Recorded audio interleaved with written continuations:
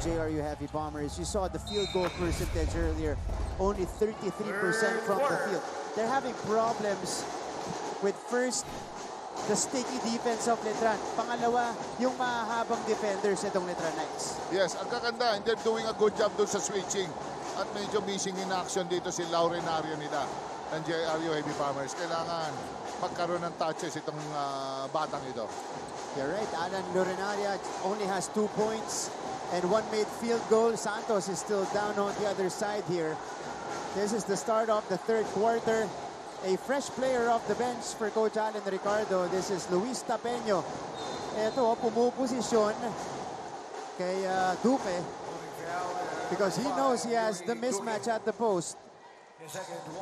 Martin, like this one, nakuha yung rebound. It's a long rebound. So, nagkaroon na naman ng miscom dito yung koponan ng JRU Heavy Bombers. Walang bumabaksan. No one is getting the rebound. So, ang lalaki nitong Letran Knights. Yeah. Tapeño still has it. Difficult take.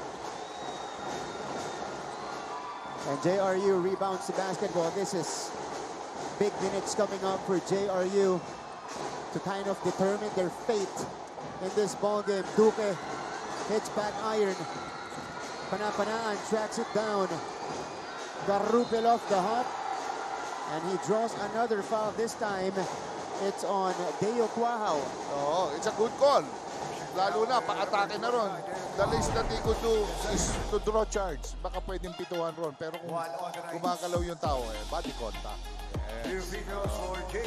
And coach, he has found success dun sa pagkuha ng foul against the Letran players. Yes, mahirap talaga pantayan yung pag-airborne na. Pa-atake na, papunta na ng basket. Mahirap na yun. It's either ma-foul ka or draw charge. Pero lost art na yun yung nagpapadraw charge, di ba? Wala na eh. Wala na masyado, no, coach? Wala na. Hindi nagsasacrifice. Oo. But Jay Garupel making a living at the free throw line. All of his 5 points coming from the charity stripe. And the lead is down to 11 points. Let's quickly throw it back courtside. Dahil nakinig sa dugout itong ating courtside reporter na si Flo Del Agua. Flo? Salamat, Martin. Alam nyo ba, noong nagse-celebrate daw ng panalo ang JRU Heavy Bombers sa loob ng Rizal Memorial Coliseum in their last game, meron daw silang biglang nakita sa isang sulok ng venue, and that is no other than Coach Alan Ricardo of the Letran Knights. So right now, they are not surprised of how well they have been studied. This is why during the half, Coach Nani Epondulan said, yung laro na gusto nating madali, handa sila. So in order to lead this game, we have to give them something more unexpected. Pasigaw na tanong ni Coach Nani sa Heavy Bombers, tara na, uuwi na ba tayo? At sagot ng players, hindi pwede, Coach. Thanks, Flo. That's an interesting bit. Dahil, I did that game between JRU and Arellano. And we saw, pinakita natin sa screen si Coach Allen tsaka si Coach Bujing scouting on JRU because they're their next opponent. So talagang nakita nila yung galawan at rotation ni Coach Nani Epondulan, and it was seen in the first half. How they dominated JRU. Nandiyan pa si Coach Buendia. Na tumutulong.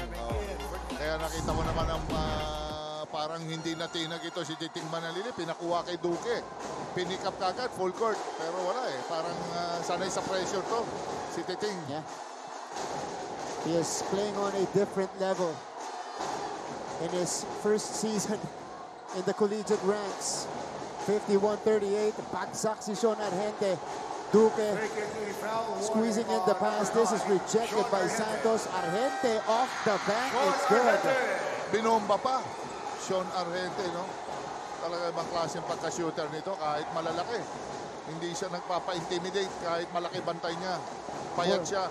Mula yun na sa pagkakabagsak, tumayo siya, and he saved the day for JRU in that possession. Very, very comfortable itong si Coach Allen dito sa lineup niya na malalaki. Oh, ito. Kevin Santos from the free throw line again. 6'6" guy. Yeah. No? And yung piso-piso shot nito ni Kevin Santos. He's been so good at that.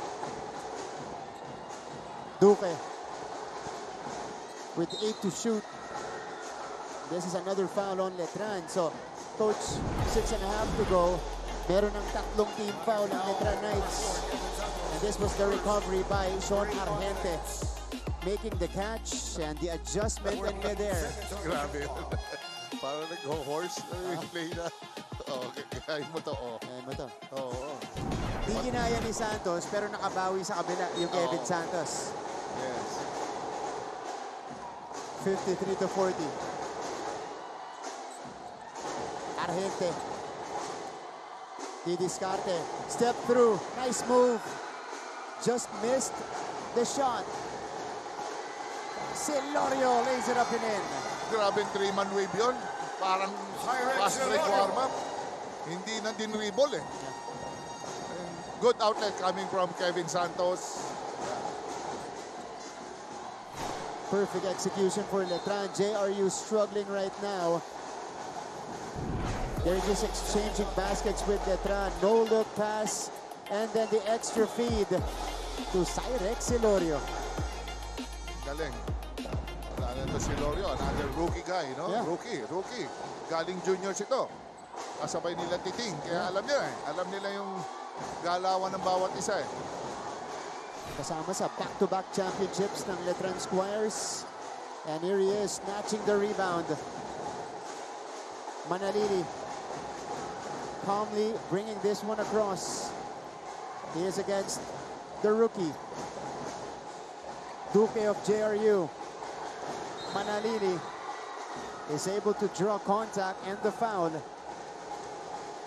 Walang pili si Titing Manalili. Kahit sino kaharap. Defensive player. Bayan. Mabigat. Atakihin talaga niya. Nicely done by Manalili again. He's just having his way against his JRU defense.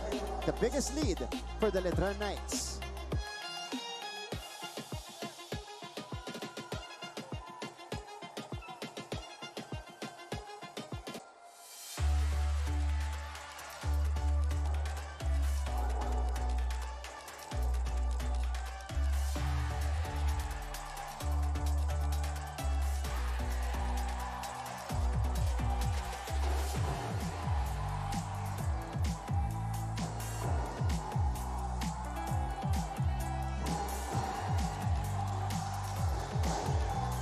Welcome back to the coverage. Score is 55 to 40. Letran stretching their lead here in the third quarter. By the way, yung layup kanina ni Celorio is actually his first field goal in the collegiate ranks, Coach Jerry. Yes, kahit finally. Yan. Nakabutas. Oo, courtesy. Siyempre, yung takbo nila Titing Manalili. First field goal, first points for Cyrek Celorio, and only his third game played in the NCAA, at least in the college division. Yes, finally, at saka binalik na rin ni Coach Nani. Ito si Laurenaria. Alam nila, medyo kailangan nila ng puntos eh. And you have to keep up dito sa keep up sa takbo, running style ng Letran Knights. Kasi kung hindi, mamamagana yung lamang. 15 points na rin. Mahirap nang abulin. Palaki ng palaki.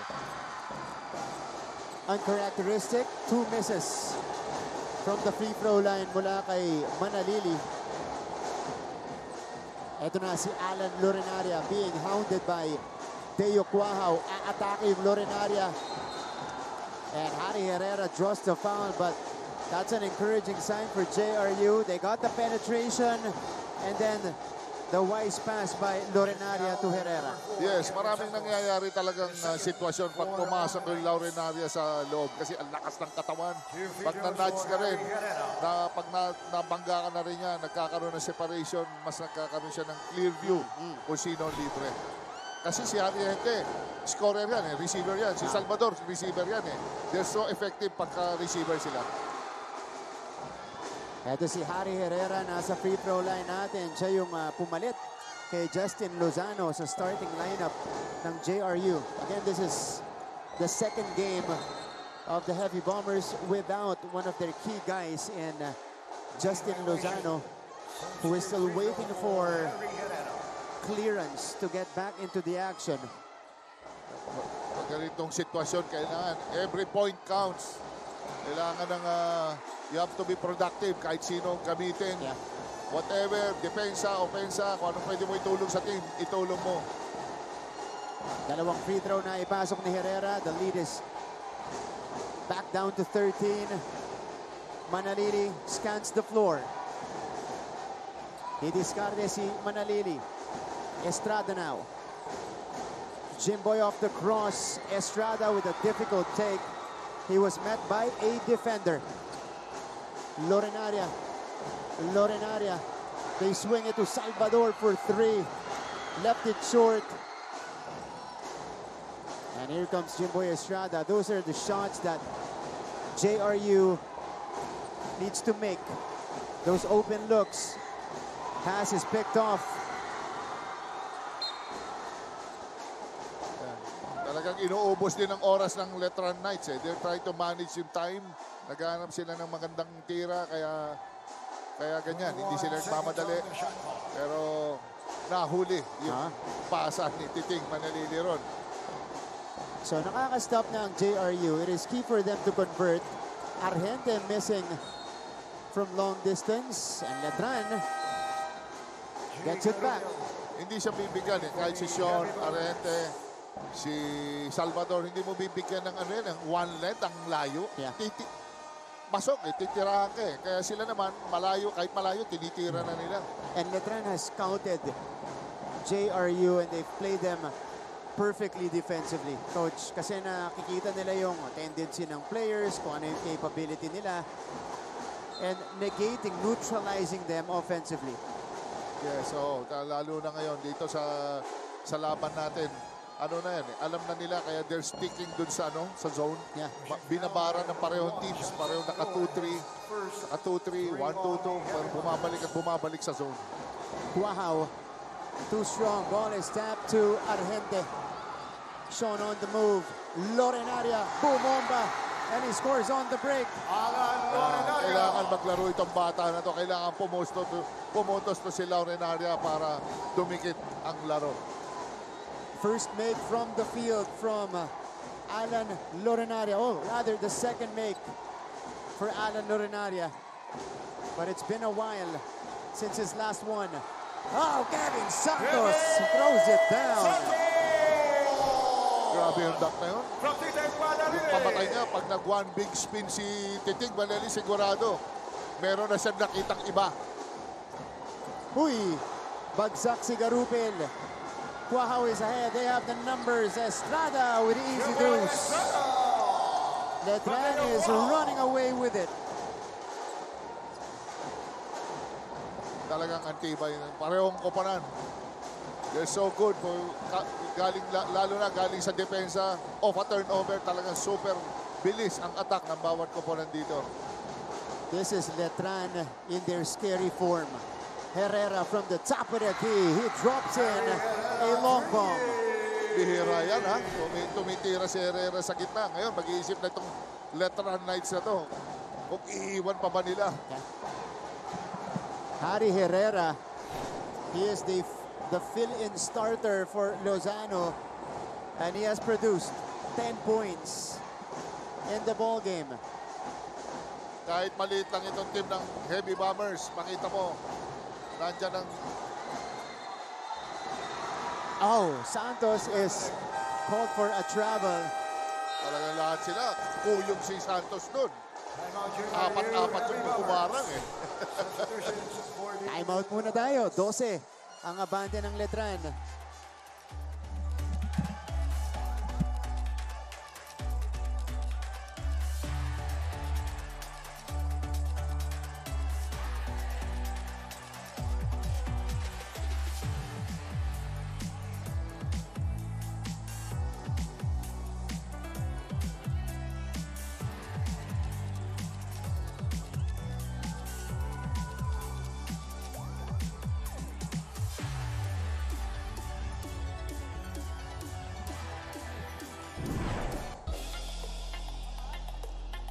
Last few plays, Lorenaria is able to score, but JRU unable to stop Kevin Santos, who gave us a nonchalant throwdown.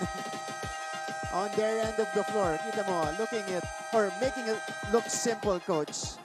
Yes, Martin, napakalayo ng take-off niya na yun. Ang gandang tignan. Tsaka, ang ganda nun, nakatingin siya sa pumapasa sa kanya. Ganda ng eye contact nilang pareho ni Titing Manalili. Pero si Harry Herrera bumawi para sa JRU. Again, he has held his own in this ball game. 10 points, 2 3-pointers for Herrera. And JRU actually got the stop before we went into the timeout. So they get another crack here. Herrera misfiring from the corner. Sayang yon. Libre-libre. Pero may mga bagong mukha na pinasok. Si Coach Allen, katulad nito si... Yeah, Buensalida is back in the game. Yes. Nak Montesillo in for the first time. Jim Boy rattles home the mid-range jumper. So Letran, again, hindi nila pinapayagan na tuluyang humabol ang JRU, Coach. They always have answers on their end. They're always in step. Kahit anong gawin ng JRU Heavy Bombers, lagi may sagot. Yeah. Every time makaka-convert, dadalawa ang team ng Letran Knights. And this is going to be a foul against the Letran Knights. So free throws coming up for JRU. How about this? Again, it's that forward pass by Manalili and the unselfishness on the break. Quahao making the pass to Jimboy. And Jimboy Estrada this time, sabi niya, puntos ulit ako dito. Talagang alam niya yung ano niya. Alam nila yung hinahanap siya ni Jimbo. Kaya hindi niya pinakakawalan. He's always on the right spot. He can post. Parang another ano ni siya do-it-all type of player para kay Coach Allen. Pero ito si Herrera, talagang it's a long day para sa kanya. Pero mo, sinasagupa mo si Lorio, Santos, mga big guys ng ano, ng Letran Knights. Ang hirap din. Kasi, look at the lineup of JRU. This is a small lineup with Herrera actually occupying the center position, Coach. Yes, medyo super small lineup ito. Yeah. Pero parang ang sentro ata si Lauren Navia, isang goalie. Oo nga, pwede, no? Silang dalawa yung nasa harap. Oo. Backcourt mo, Garupil, Argente, and Salvador. And Herrera drops in the free throw to the delight of our Kiddie Cheer Squad mula sa JRU na nagkaroon ng special performance pa kanina. Nagpa-unlucky kids natin. Cute na mga bata. Cute. Pero itong dito na siguro kailangan ito na para makakuha ng at least 2 to 4 points para sa JRU Heavy Bombers. They need some stops if they want to come back here. We got 75 seconds left in the third quarter. Montesillo, pocket pass, push shot. We've seen that a lot of times in the juniors division. Nagpakita na dito sa college yung push shot ng Cyrex Celorio. Yes, favorite shot niya yan. Yung mga floater sa elbow. Accurate yan. Harry Herrera. Herrera got to the paint. How about the confidence of Herrera? Yan, kumpiyansa yan. Hindi, kahit papayat-payat yan, nandun yung tapang eh. Nakita niya, may opening, advantage sa foot speed. Inatake niya right away. Half minute left in the third. Montesillo. Celorio to Buensalida. Foul on the floor. Heavy Bombers not yet in the penalty. Tignan natin to. Pocket pass to Cyrex Celorio for his favorite shot. That elbow push shot. Dito, yung Harry Herrera. Hindi na tumira sa labas, Coach. Dinerecho na sa loob. Yes, it's a fake handoff eh.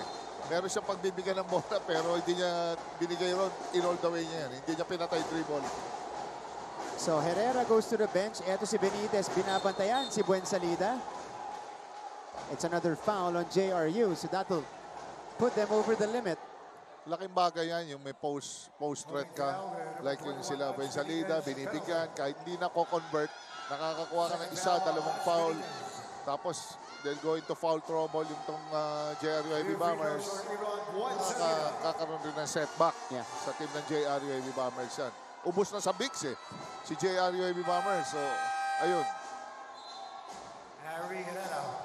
Ang ginagamit dito ni Coach Nani Ipundulan, ang babad talaga ito, binalik na niya si Harry Herrera, Lance Benitez goes to the bench. Buensalida missing the first free throw. He has to make that. Kailangan ipasok na yan. 2 out of 4 from the charity stripe today. Second one is off, so empty trip. Arrente. Ganda kay Sean Arrente. He's playing point, Herrera ipinilit. Uy! Buensalida could not secure the rebound. Yes, medyo talaga nag-aagawan sila sa bola yung mga ganon. Garupil to trigger this one in.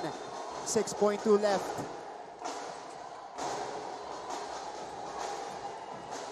Lorenaria up and under. Oh, nice move. Gandang step through yun. A crafty finish for Alan Lorenaria. And JRU with much needed points to end the third quarter. How about this? Against a big guy in AJ Buensalida. Went by him to get this shot to go. The lead is 10 for the Letran Knights. When we return, we'll read out the final chapter of this game.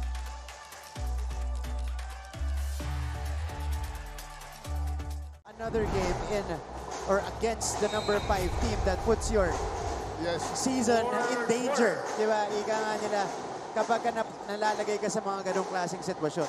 Talagang kailangan iwasan mo yan hanggat maaari, hanggat yung control nasa iyo pa. And we open up quickly with a basket from Cyrex Celorio, who has gotten extended minutes because MDO is in foul trouble for Letran. He's always at the right place, right time. And this is Alan Lorenaria, coach. Ito yung hinihintay mo. Kanina pa na pumutok. Yes, dual nagbibig man to si Allen Allen Lorenaria. Defensa, offensa. Malaki to, coach. Salvador. As we see this Celorio shot. Great execution from Letran. And then Alan Lorenaria attacking that Chad Gama defense. Pero dito si Salvador. And naisahan si Chad Gamad.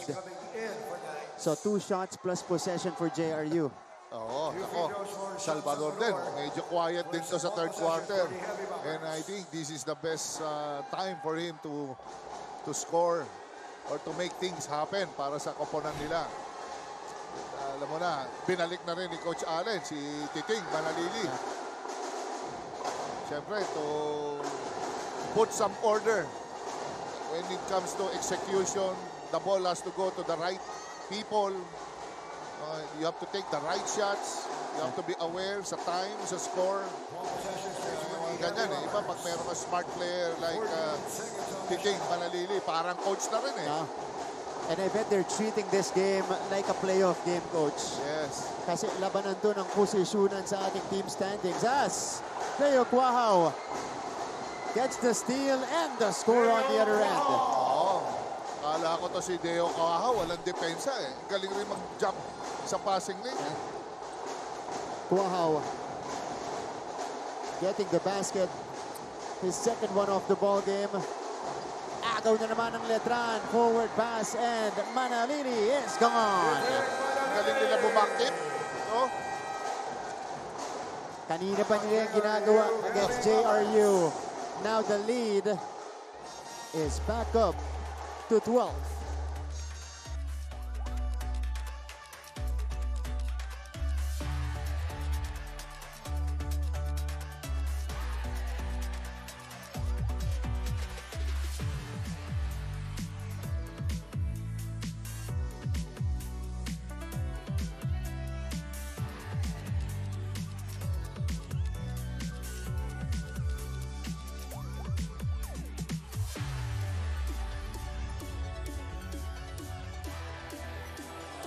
Nagbabalik po tayo dito sa NCAA Season 101. Nasa fourth quarter na po tayo at mga kapuso, para sa Letran, JRU was not only the team who gave them their first loss of this season, it was also the team who broke their morale. This is why in their huddle, Coach Alan Ricardo is not taking any more chances. Mapa-Argente man yan, Salvador, Lorenaria, and at this point, sabi niya, Harry Herrera, kailangan na daw nilang mabantayan, lalo na sa fourth quarter din sila nadali noon. And as they approach the end game, one thing is for sure for the Knights, you would want to give yourselves justice in front of the people who made you taste rock bottom. Gentlemen. Thank you, Miss Flo Del Agua. You know, that's a strong report coming from Flo on the mindset here of Letran going into the fourth quarter. And given the situation right now of these teams in the team standings natin, you don't want to take any chances against JRU. This is a team that will continue to play. At kapag ka pumikit ka, nagpahinga ka ng konti, naging complacent ka, they'll really make you pay. Ganun talaga. Hindi mo pwedeng ibaba yung level of intensity mo when it comes to mapa offense, mapa defense. Dapat you have to be consistent. Yung pressure, consistent yung atake. You don't hold back. You continue to execute. You continue to run the plays. So here's Letran on a mini run in the fourth frame. Estrada missing. Grabe, mga pasa na yan. Oo. Kaya galing kay Manalili yun. Kaya ito si Lorenaria. Panapanaan is back in the ball game, is gonna be stripped away. 69-57 is still the count. JRU with empty trips. Letran looks to take advantage. Santos. Buen salida. Dalawa sumalubong. He is called for traveling without a passport. Ang ganda ng rotation ng Garupil yun. Nakita niya, disadvantage na. Ang ganda ng trap niya. Talaga hindi nakaporma si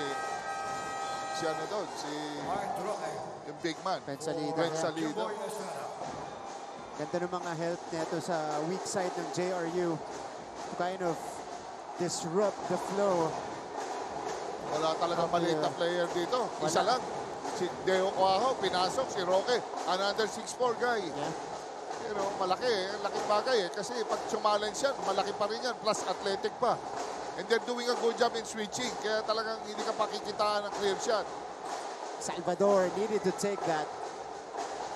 You mentioned that was well contested by Letran. They go to Deo Cuajao. 3 minutes going by here in the fourth frame. Back to Buen salida. Buen salida is able to draw the foul on Panapanaan. It was a good decision coming from Buen salida. Kita niya, mataas pa. Pinaspak niya sa guard. Another pin down. Pag-drop step niya, ayun, wide open na. At mukhang yan talaga yung galawan ni AJ Buen salida at the post. And Coach Allen, approval from Coach Allen Ricardo that time. Yes, dapat rin dito kay Panapanaan. Alam niya, he doesn't have that size. He has to, go around Ben Salida. Kasi he has the body. At medyo meron din siyang post move. Kumbaga, entry pass pa lang, pahirapan mo na. Yes, you can front him, you can deny him. Baka, at least kung nasa labas mukhang hindi naman titira si Ben Salida kung nasa labas Oh, actually, kung gusto niya tumira, okay lang, ibigay mo kesa yung poste. Pero siguro si Panapanaan, because of his athleticism, makahabulin niya sa taas. Yeah. Ano yan, Tips and tricks from the defense minister. Lorenaria, step through. Just couldn't make the shot. Sayang yun. Makadala na ng pagod. 70-57 is the tally. Letran continues to roll. Eto na, nakaposte ulit yung Buen salida. Rivers drops in. Talagang it's a danger zone. No man's land dyan. Pag naipasok na yung bola dyan, it's either ma-foul ka lang dyan or it's a basket. It is a comfortable lead for the Letran Knights. Herrera Salvador. And JRU is bleeding for points. Ano rin Martin, si Salvador, hindi niya makuha yung rhythm niya There was a game, tumitira na siya ron for the catch. Yeah. Tinitira niya ngayon, medyo naghahanap siya ng drive Itong Letran, coach, nag 7-0 run pa. Oo. At this stage. Chauncey going to the free throw line kasi naibaba na sa single digit ang JRU kanina. Now it's back up to 15. Shown us 8 points in a muted performance today. Largely because of the defense of Letran. Grabing close out sa kanya. Yeah. Talagang hindi siya binibigyan ng chance. At least, siguro mga halos less than a meter ang ano sa kanya ang close out Karamihan ng tira ng JRU contested. You know, we haven't seen a clean execution from them offensively. Yung talagang flow nila. Oy! Sean tapped it directly to Quaha, who needs to heave. Online, but just a little bit short. Omega, who is back in the ball game, falls down. And it's back with JRU. Turnover yun. Good pressure. Coming from the Bombers, heavy Bombers. So, the window slowly closing for JRU. They gotta move quickly here. Garupel, up and in. Yes. Yan ang ganda dito sa JRU Heavy Bombers. Hindi nagkikwit. Hindi makikita ang pressure nila, lalong tumitindi pag nakaka-score sila. First made basket for Jay Garupel. Ito na si Kevin Santos. Santos off 2 jabs. Money on the mid-range Jay. Medyo malaki ng problema ito para sa JRU Heavy Bombers. Dalawang nakaposte. He gets the steal. The foul given up by Panapanaan. How about Kevin Santos? After the made basket, as we see, this Garupel basket. Pwede yung piso-piso jumper ni Kevin Santos facing up on Panapanaan to get his 14th point. Coach Jerry, siya rin yung bumalik dito at nakakuha ng agaw pagkatapos. Simple lumaro. May tira ako sa labas. Ba't ko ipapower? Di ba? Simple basketball. Tapos, you know, he's doing a good job in jumping sa passing lanes. And he can run the break. He's a good finisher, good free throw shooter. So, kompleto na. Ano pa hanapin mo? Di ba? As a big man. Tapos, sa kabila, nando naman si Omega Man. Yan. Oo.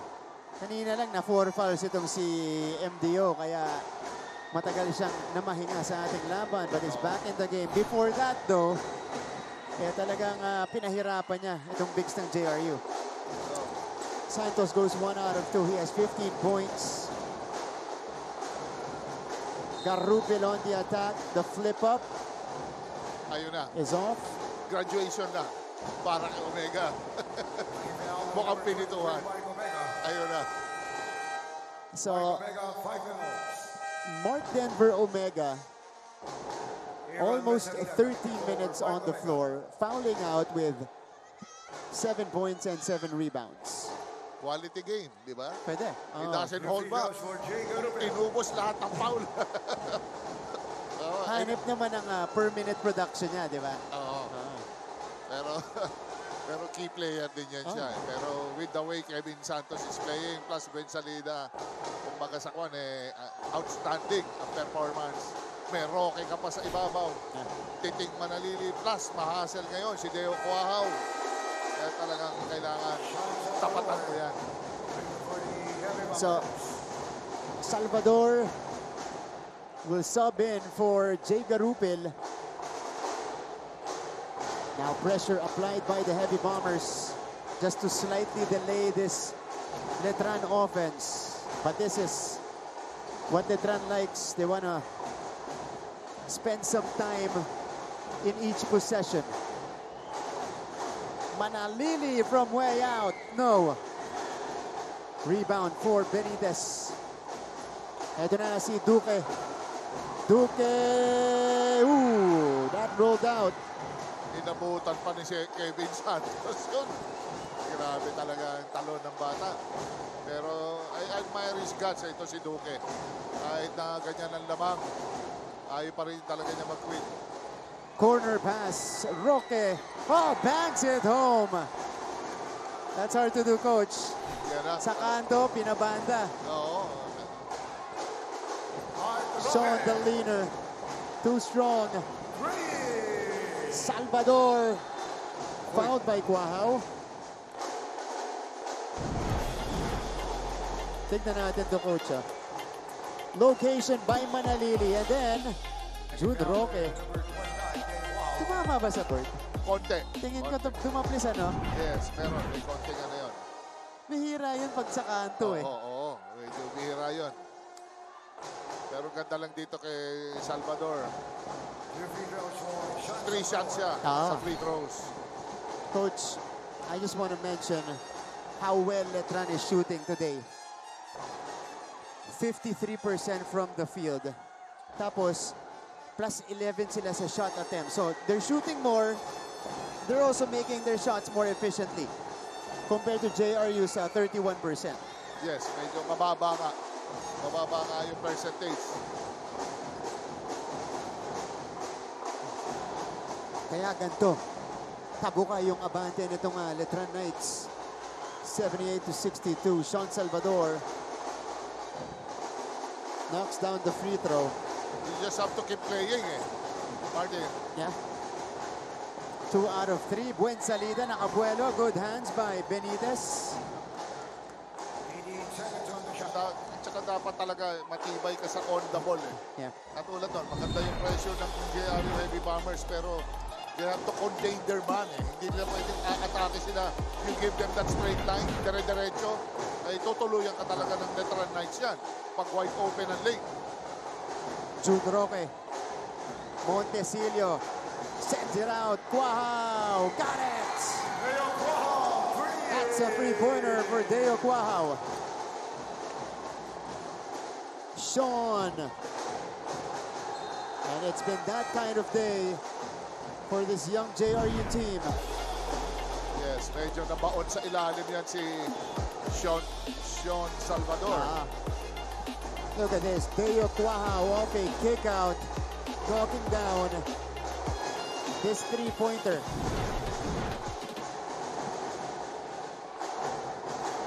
Montesilio. 12 to shoot for Letran. This is now an 18-point lead, the biggest for the Knights. Roque. And that's a shot clock violation against Letran. So 2.5 to go. Mathematically still possible, but very slim opening already for JRU. Yes, the way it's going, pinifreeze na ng Letran Knights yung bola, But the only way to do that is if full court press mo, you deny all passing lanes. Scramble ka on defense, baka makakuha ka ng turnovers. But this is a statement win for Letran if they do pull it out. Kasi, you know, they're coming off that upset loss against San Sebastian. So, pakiramdam na ng iba, uy, bumababa ulit yung kanilang laro. This is actually a statement for them na, okay, after that 5-game winning streak, we can still be and get back to that form. Yes, ano yan talaga, yung talagang pag-check ng the coaches, siyempre yung coaching staff, they're doing a good job in preparing the team. Hindi biro, matalo ka sa San Sebastian College of Recoletos. Ano yun, masakit talaga yun. Iindahin mo yun.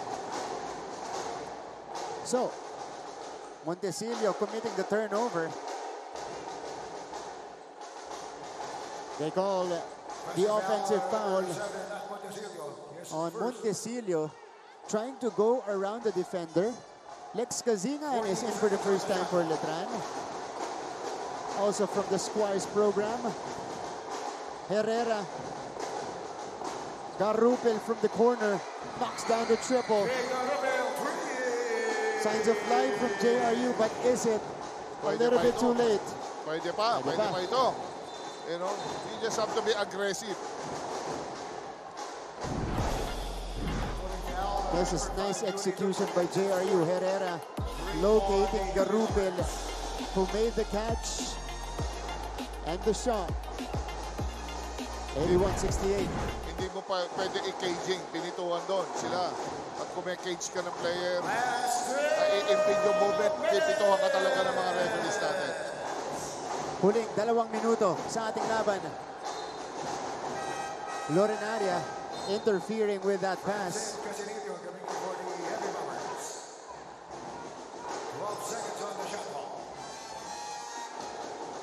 Naglalabas na ng ibang bench guys. Etong si Coach Nani Pondulan. Daris Casinillo, who just checked in. Montesillo. Wow! Too strong. Tapeño with the offensive board. And now Letran will waste some clock.